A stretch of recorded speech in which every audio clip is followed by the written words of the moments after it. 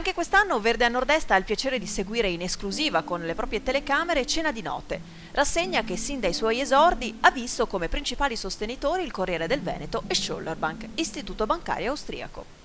All'Hotel Ala di Venezia è stata presentata l'8ª edizione di questa iniziativa che si compone di alcune serate dove in abbinamento ci sono il meglio della musica colta e la cucina di alto livello.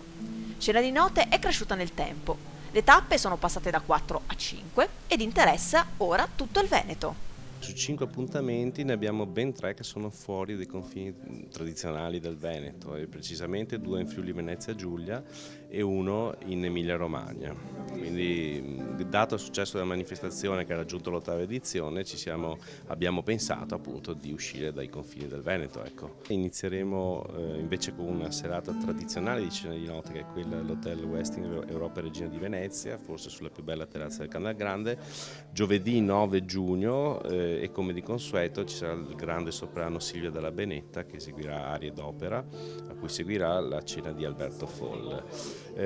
Sempre prima dell'estate, venerdì 24 giugno, siamo alla prima tappa fuori dai confini veneti, precisamente a Rivignano in provincia di Udine, al Ferrarut.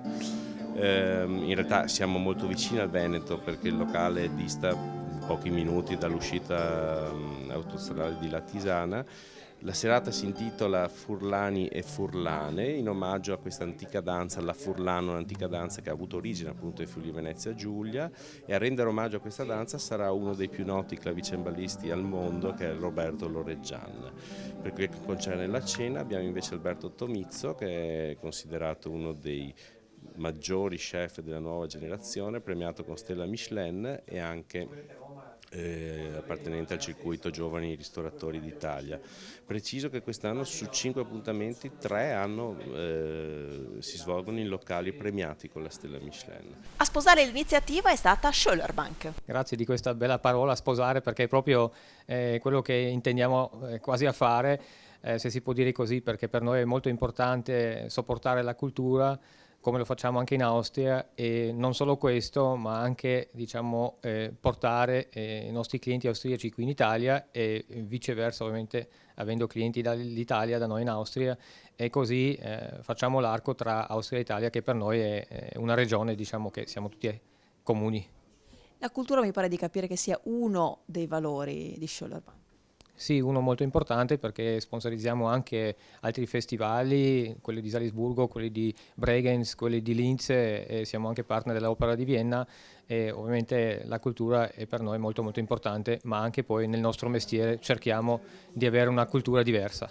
In quella che possiamo definire la famiglia di Cena di Note c'è anche uno dei principali quotidiani regionali, il Corriere del Veneto. Il Corriere del Veneto da sempre ha sostenuto Cena di Note, anche per un motivo molto semplice, al di là poi degli aspetti tecnici, perché lo ritiene un'esperienza del bello nelle sue varie declinazioni, dai sapori allo sguardo, i luoghi in cui si svolgono queste serate, e naturalmente il gusto, quindi una sorta di piccolo sentiero attraverso la bellezza. Il nostro giornale ha sempre appunto ritenuto importante che vada sperimentata.